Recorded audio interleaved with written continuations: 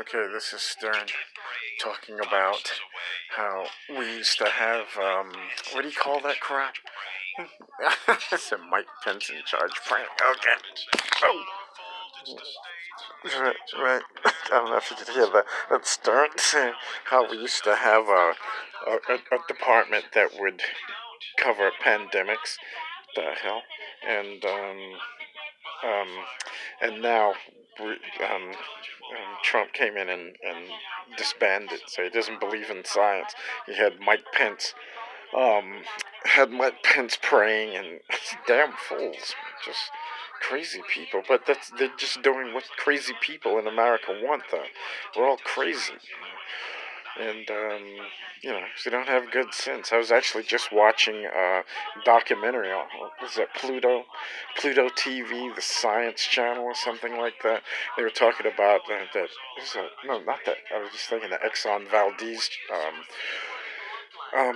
um, disaster, but the Louisiana, was that the Louisiana, was it Louisiana, or the hell is that, New Orleans disaster where BP spilled like 100 billion gallons of oil into the Gulf, and but the people are just they're saying how, yeah, we don't rely on anybody, we don't have running water, we don't have electricity, and we like it that way. I mean, I guess you're what do they say, off the grid. I guess if you could do that, I think it's a good. I kind of like it, being self-sustained and things like that.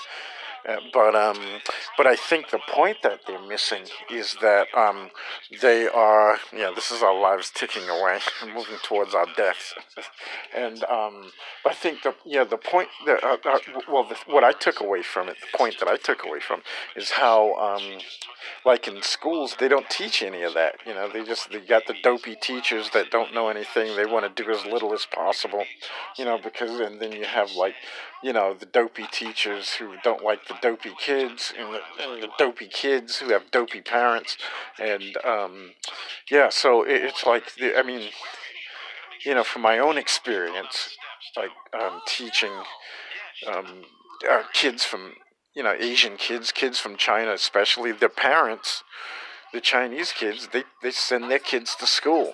After they get out of school, these Chinese kids, their Chinese parents, they make their kids go to after school and get more education. And then the kids have to get tutoring on Saturday and tutoring on Sunday. I know one kid, he was saying he gets after school when they get out at 3 o'clock. And then because I was working with a kid, and this Chinese kid, and he got further tutoring, someone to help him with his homework every day after, I don't know if it was every day or was it once a week or twice a week. And, but yeah, he was telling me that, yeah, on after, until from 3 to 5, and they actually wanted me to tutor him at their home after that, but then he was telling me, I think he says he goes to Chinese school on Saturday to learn Chinese, and I'm not. I think they said he did something on Sunday. I'm not sure, and maybe that was the day off, But the thing is that the reason that they're getting into, the good high schools, like what the hell's that, Stuyvesant, it's because the parents, they're smart enough to recognize that these are kids, and they don't want to, they don't want uh, rules and regulations. Even though I hear a lot of teachers saying that kids like that. They want you to tell them what to do. That which might be true, but um, you know, when I was a kid, I hated that crap. I wanted everything to be random. I didn't want routine. I wanted to come to school, no, we're going here today, or we're just to get out of that damn classroom, get out of that damn prison. But yeah, it's like a matter of, I think, because we're still in our infancy of education. I mean, education hasn't been around that long, for the masses, because, I mean, back in the 50s and the 40s and even the 20s, you wasn't mandatory to go to school. and 1920s. Actually, wow, it's 100 years, and it wasn't mandatory to go to school. And then one day, I don't know, maybe in the 50s or something like that, I think, or in the 40s or something, when the racism began to subside a little. I guess, like Hitler helped people realize, boy, we're garbage. Look at what we're doing to our own people. And it's like it's right there in your face. So it's like, so how are Europeans going to get along with anybody else?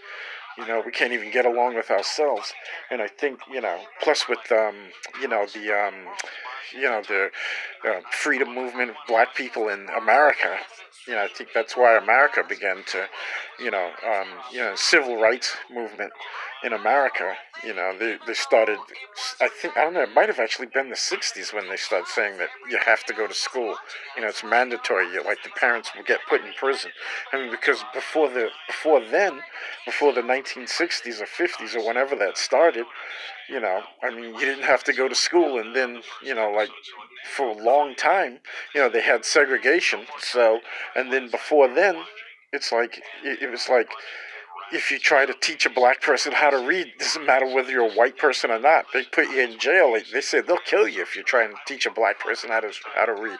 You try and teach a slave how to read, they'll kill you. Dogs. They know what they're up against. They know the enemy, education. That's why they keep white people dumb also, so white people won't go after them. Because white people are living the same misery as black people. But, they try and play it down like, oh no, white people are rich. All white. You go to any country in the world, I see people, from different planets, different countries every day, from China, Africa, the Middle East, from India, Russia, and they all think that America's rich. All white people in America are rich, and all black people are poor. And but it's when I tell them that no, you have 40% of white people on welfare, and then that's not counting the working poor. You know, and it's it's like it's constructed, that way. It's socially constructed so people can be controlled. So then, you know, there are a few white people that are on the top, and they're controlling all the white people because they brought it over from Europe. It's kind of like Queen Elizabeth. She or the royal family. They try and make it look like welfare because they're on welfare. They're on public assistance. They get money from and a lot of the a lot of the a lot of the a lot of the public in England, they don't like it. A lot of them do like it. They don't mind it. They like having that monarchy to look up to. But then a lot of people that are, a lot of the British people, who are like, because they were saying like you can't really call the poor people peasants because the peasants, they were saying the peasantry actually had farms and things. They could actually take care of themselves, but it was people who were actually under the peasantry, who had no choice but to join the military, join their armies because they had no skills, they had no land, and now those people that still live, and they don't, although they don't show it much, but I find they show it more and more. Sometimes you can see it in movies how poor, they have the public housing where like black people, white people, and people from India and the Middle East and things like that, they all live together, and but it's, I guess, the same thing as America though.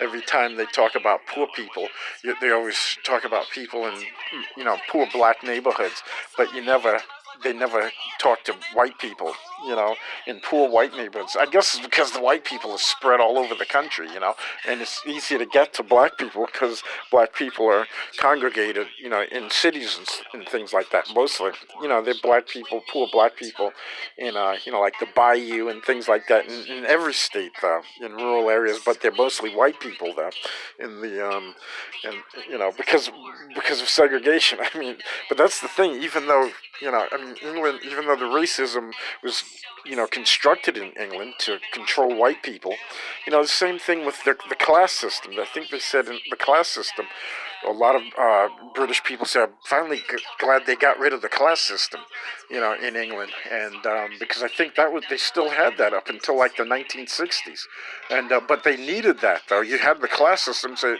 I'm your better, and but like the royal family, they're on public assistance though. They're welfare is, but they make it look like it's a good thing, and they make it, and it is a good thing for them. So it's like it's crazy. It's like so you have people at the extreme top who are on welfare, and people at the extreme bottom who are on welfare, but they live completely different lives. The welfare is on top, you know, or living high off the hog, as it were. They're living wonderful lives, getting free stuff, getting free housing. They don't have to work. They don't have jobs. They talk about, the royal duties. Imagine you're on welfare and you had to do royal duties because that's what they're doing. And you got to live in a mansion and things like. Who the hell would work? But yeah.